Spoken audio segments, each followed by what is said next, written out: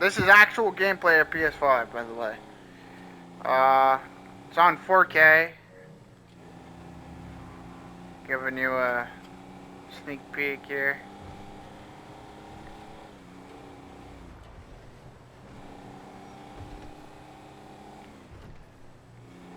The game feels very, very crisp. Very, responsive. Especially at, here it's at performance ray tracing mode. I wouldn't go performance unless you want very, very solid 60 FPS. And you only want fidelity if you're picking if you want to take pictures and stuff, you know? We just running up on these bikes, alright? So, yeah. We'll give you a little sneak looky here. Um, I'm going to for sure do a story mode thing. So that would be fun.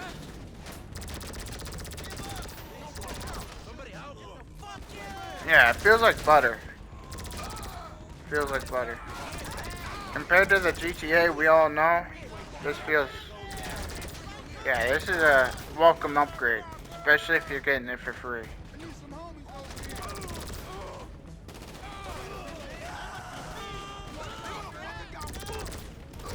If you're just playing GTA Online to have fun, and you have a PS5 right now, it's worth it.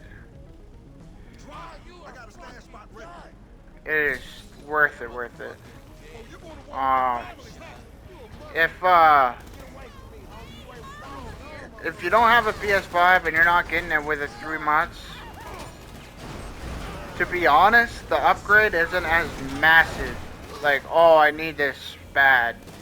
You won't need it for another 3 months or so. Well, not more like a year and a half. A year and a half is probably when you'll need this upgrade. Because the PS4 is gonna be almost dry. But right now, it's a very welcome upgrade. Yeah. Give you my thoughts on this upgrade. The anti-aliasing is upgraded. Before, the PS4 version had very, very bad anti-aliasing, almost like the PlayStation 3 version. It was a little better than PS4's version, but it wasn't like a massive jump when it comes to anti-aliasing. This is a massive jump when it comes to anti-aliasing. That's how massive the upgrade is. Like the 4K, native 4K fidelity mode. Yes, it hurts native 4K, but it's not always at native 4K. It's not always at native 4K. We'll say that. But yeah, it's a very, very solid thing. The performance RT hits like 1440p dynamically. That's like 2540 by 1440p dynamic, which means the game is very, very good at staying at the mark, but sometimes it goes below. If that makes sense. The performance mode stays at a little below 1440p, and it stays at 60 FPS with no ray tracing. But if you want the most responsive picture ever, and the between good picture and bad picture, go for the performance RT mode. If you want a picture that looks so good but you don't care about FPS, go for fidelity mode. If you want a picture that's so butterly smooth and you never have interruptions, go for performance mode. All modes are dependent on what you like. Also, I'm gonna be doing story mode, parts to story mode. Yeah, there's gonna be a lot. This is like a beta of GTA 5. So there's gonna be a big, big step when it comes to graphics quality. This is just like a beta. There's gonna be even more added. The draw distance could be still upgraded technically, my opinion. Because you see things popping in the distance. That's just how it is.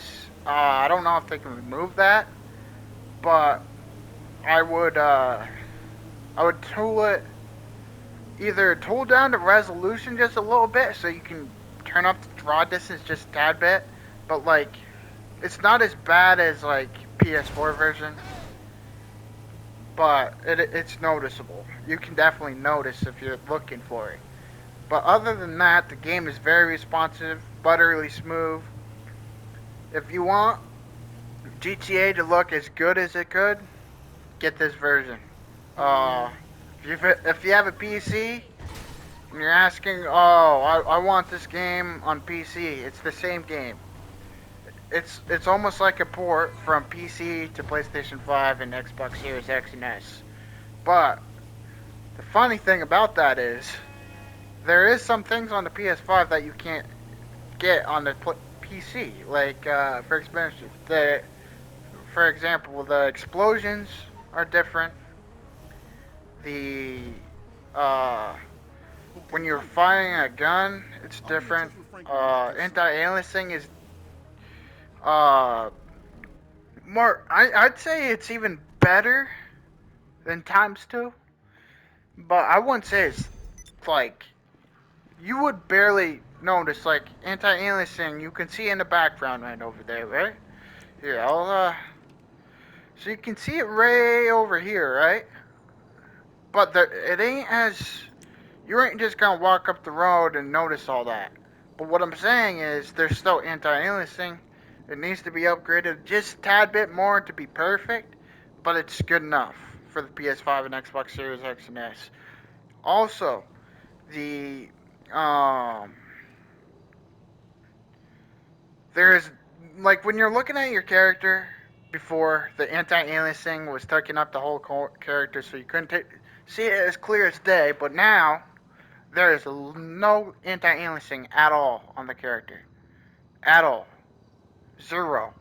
There might be a little here and there in daytime, but it's not enough to notice. My recommended settings is Performance RT. So how you do that? You go to hit option, go to settings, go to display, and the graphics mode. You start at performance, I think. You go fidelity.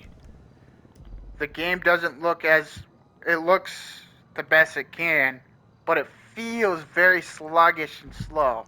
So if you want to remove that, you just go to display, and I would pick performance ray tracing mode. If you have a 4K screen, I would definitely pick this because it's not as far from 4K than you think. It's very close, very close. But the performance mode is all the way down at 1440p. So if you want like a difference between the best picture and you still want frame rate, I'd go performance RT. My opinion. If you still want the picture to look as best as possible, but you still want frame rate, performance RT is your way. So that's it. Thank you guys for checking out my video. And make sure you subscribe and put your notifications on. And don't forget to like and share. We'll see you guys later. And thank you.